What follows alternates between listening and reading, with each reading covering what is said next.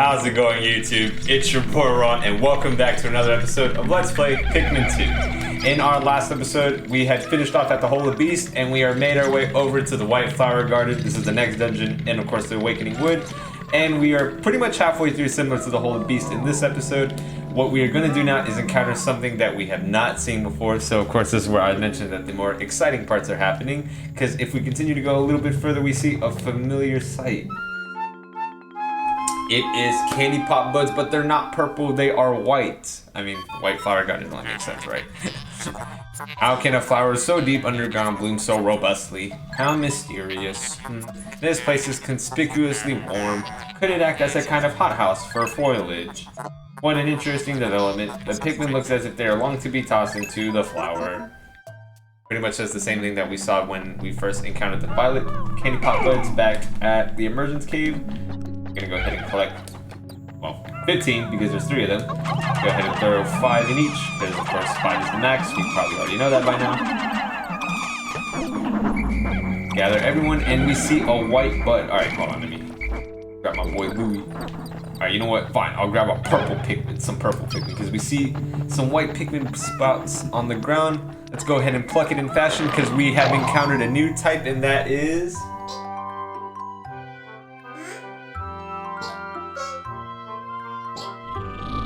Ooh, the White Pikmin. Incredible. A White Pikmin. It is tiny, but looks distinctively swift. Its eyes are seemingly red. This type of Pikmin was not mentioned in your notes, Olimar. It must be an entirely new type. Our data record on this type is a blank page, since a certain captain never documented them. You must experiment and make detailed observations for the benefit of future generations. And yes, the pod has described the new Pikmin, the final new Pikmin type that we will encounter in Pikmin 2. It is the White Pikmin. So of course they are distinctively different from the rest. Similar to the purples, can only be found in dungeon caves just because of the fact that they only grow from the white I believe it, what's the name? It's something candy pop buds. It's like, whatever the white version is called. They can only be found here, and they have many distinctive differences from the rest of the Pikmin. They are, of course, shorter in stature. They are pretty small, but even in a even in a leaf state, if we just make a small run, they actually can catch up in decent speed. They aren't that fast still because they're not in flower, but they are superiorly faster than the purples. And if they were compared, if we had a red leaf Pikmin, they would have been almost in equal speed. White would have just went out a little bit. They are unfortunately one of the weakest in attack. They are not really meant to be the Pikmin that you use for attacking, but are still very useful Pikmin indeed, and will be quite useful once we head out of the surface towards the Awakening Wood section. If I can actually grab... Sheesh. Alright. Wanted to grab some nectar. I need leaf Pikmin for flowers. Alright, have everyone, and since they are flowers, you can see, oh, I forgot the one thing that's actually here. I'm so stupid. Okay. Alright, as that happens, you can see just Pikmin getting trapped in that. Amazing. The White Pikmin have unearthed a treasure that was completely buried in the ground. Perhaps those beady red eyes, if there's a lot to sense objects buried in the dirt. That is one thing the pod and also the Pikmin did that I completely overshadowed.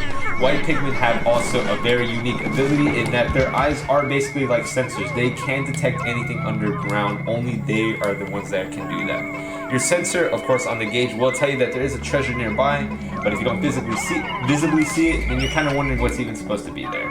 And in fact is, of course, the White Pikmin's job to not only see it underground, they are the only ones that can actually dig it up. If they dig it up enough above the surface, the rest of the Pikmin will be able to, of course, help in catching the rest, or at least digging up the rest of the remains. But this is actually the only treasure here, and of course, it's not needed to be said. Only White Pikmin can. You will need White Pikmin to actually be able to, actually grab it. Something that I kind of glanced over. I know. You see some roll of gamma tape, the Super Stick Textile, 80 Pokos.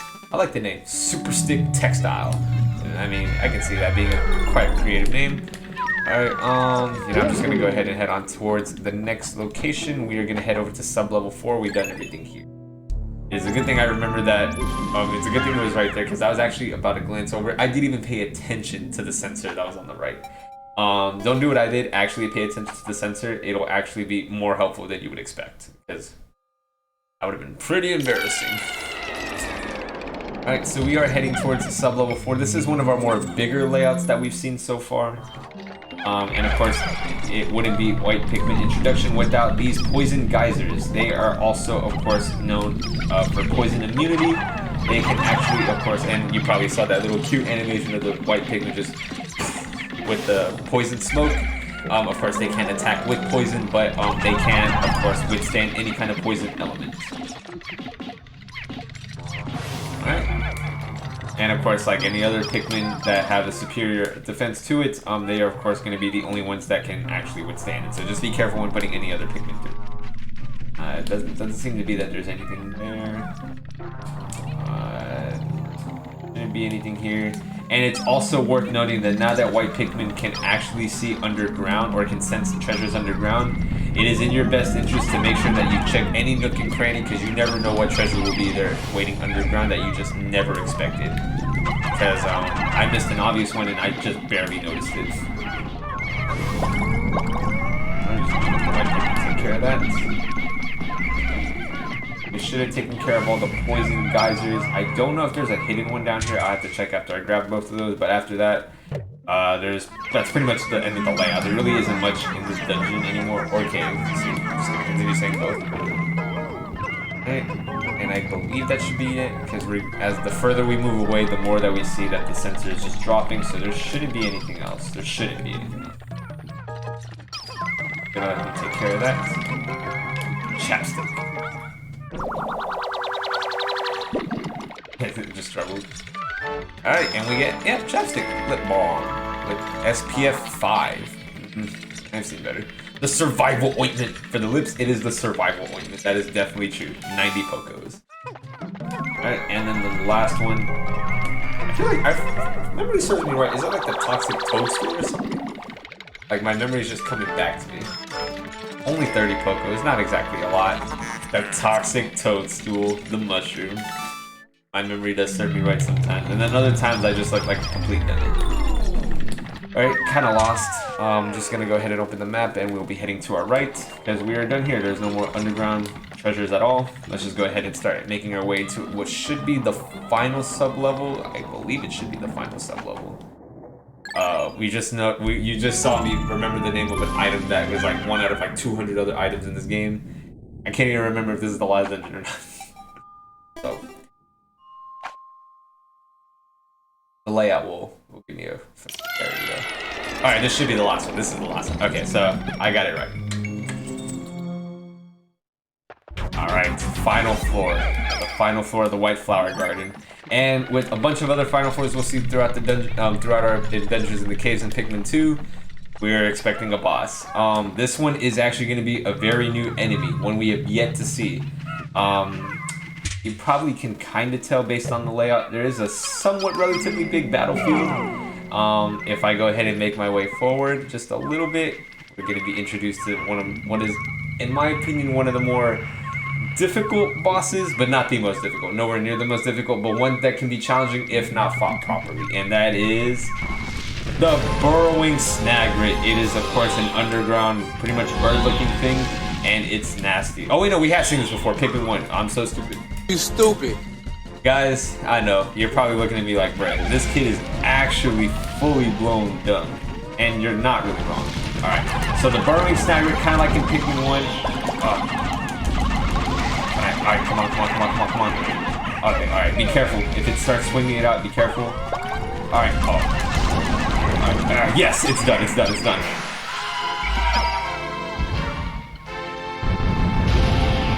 And remains the head like in the original Pikmin. Okay, so I completely forgot it was in the original Pikmin. I barely remember that because, like I said, I'm more of a Pikmin 2 person than this first one. But the Burrowing Snagger is made a little bit easier in this one just because of the purple Pikmin. It didn't exactly paralyze it. Most of the time, bosses won't get paralyzed by by your purple Pikmin just because they have a better defense immunity than most other normal creatures you'll encounter. But enough of that for now. We see this. Well done, Captain Olimar. You've defeated that freakish half-bird, half-serpent hybrid. Oh no, don't tell me. The treasure was ingested by the beast, wasn't it? Oh Well, duh, where else was it gonna be? Alright. But yeah, like I was saying, most bosses won't really be affected too much by purple Pikmin's massive strength, just because most bosses, you know, in any other game aren't going to be as easy to defeat. But the fact that we still have purple Pikmin regardless does make it easier in this game than compared to the original, where it was just slightly easier to lose Pikmin from it. But regardless, the Burrowing Snagger is one to not still take too lightly. It can eat your Pikmin in great numbers if not taken care of properly. But we do recover the second boss item of the game, and that is going to be of 100 Poco value, the 5-man knapsack. Let's see what it does. This material looks comfortable. I will use it to patch the boss's favorite sleeping bag. Theme test conclusive. Cross-stitching successful. The knapsack is complete. When you have an unoccupied time interval, press and hold X to take a nap. Okay, so admittedly this is one of the more useless boss items you will get in the game. The knapsack doesn't really serve any genuine purpose other than to take a rest. As the ship said, if we press and hold X, we can actually take a quick sleep. But it doesn't serve the purpose of like healing HP or providing any kind of strength in battle or anything. It's just a nice cosmetic way of just falling asleep. So not really anything useful. Going ahead and just gathering the last few remaining pieces of nectar that we have collected here from the eggs. Oh, but not everyone's a flower. But if I go ahead and demonstrate how that would look like once I grab over this crevice, if I just show you right now, if I expand and hold X, Olimar just falls asleep, and so will Louie. Like, there's nothing. They're just dead asleep. Doesn't serve any purpose. Don't worry, you can actually move, just hold X again, or press A, and then you can just go ahead and free Louie, and you can also wake up your partner just in case he's asleep. Wake up, stupid. Wake up. Alright, whatever. We're gonna leave you behind. Yeah. Alright, so now that we've done everything we can at the White Flower Garden, let's start making our way up towards the surface now that we are completely done here. But don't worry, Louie will come with us.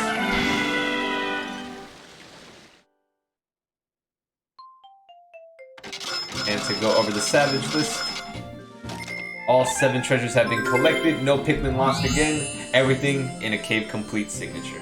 Perfect. Collected a lot of money too. We got everything that we could have gotten, so we are just a little under 30%, but so far so good in our journey, nothing has been skipped over yet. Alright, and of course, like we did with the Hole of Beast, we will be resurface back at the Awakening Wood with just a little bit less time in our hands. There is a lot more we can do now with the purple Pikmin in our possession.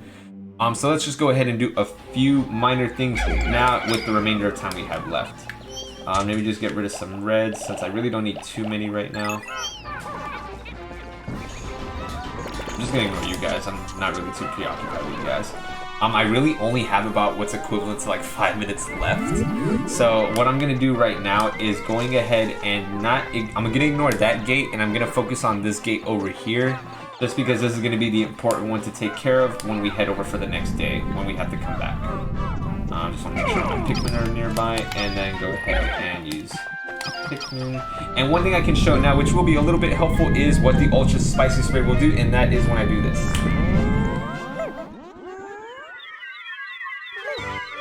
And it makes them strong and rapid. So astounding. The heads of the Pikmin are glowing and they seem extremely agitated. The Ultra Spicy Spray appears to increase Pikmin's speed and attack power. What a discovery. So yes, the job of the Ultra Spicy Spray is to of course increase a Pikmin's ability in speed and attack. Something very useful. So of course it does make them a little bit faster. Of course if they are in Ultra Spicy Spray form, it'll make them the fastest in the game. And also just slightly more powerful, but still something to take advantage of. I'm gonna let Olimar just make sure they don't get in any trouble and just let them handle that. And I'll let Louie collect some more of the Ultra Spicy Spray.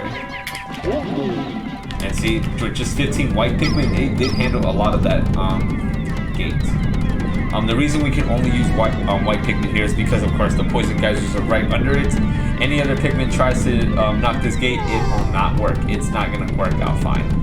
I'm gonna try to let them take out as much of this as they can, and you can probably already see behind the gate is another creeping Chrysanthemum. If we have time, we'll fight it, but if not, we'll just leave it for next time. It's no big deal. We're just gonna focus on this.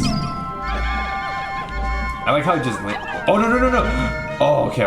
I think there is a chance if you throw purple Pikmin on it, it can squish the fruit. Just be careful. Don't do anything that you'll regret. There's a lot of times I've said that throughout the times I played this where I've regretted so many actions, but we're gonna ignore that. Alright, it's finishing up, so we're getting near the ending point. And we got our second Ultra Spicy Spray. I guess I'll increase my reds by a little bit more in the meantime. Really, we don't need too much, but since I did convert a lot into purple and white Pikmin, it's only fitting that I do this. And of course, this is actually the first time we're seeing it. It's almost sundown, hurry up. This is a good time for, of course, the pod to tell us about that. Olimar, Louis, the sun will be setting soon. Call all of the Pikmin to you. And this planet's native nocturnal lifeforms are ferocious and therefore dangerous. Load your Pikmin into the Onion and your cells into my hole so that we can take refuge in low orbit. Pikmin in your squad will enter the Onion on their own at day's end. So I'll call them all to you. Right. We certainly don't want to leave any behind. That would be no good. Okay, so they took care of that. I don't think we're gonna have enough time to go ahead and knock them out. I mean, we might, but I'm not gonna bother doing that. I wanna make sure I get everyone in close quarters. We pretty much are gonna be finishing up and running out of time here. I mean, I like how the berries respawned, but we're just not gonna have enough time for that.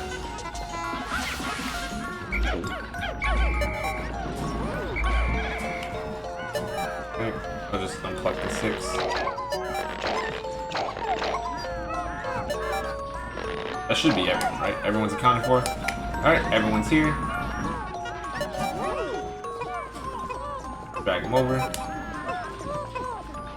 Oh, running out of time. That's so much time left. Alright, so everyone's accounted for. We can even confirm that in the pause menu. The 5 free are what I was talking about with the blue Pikmin up there, so we're just gonna ignore that. That's not anything we can handle right now. We had exactly 100. Nice.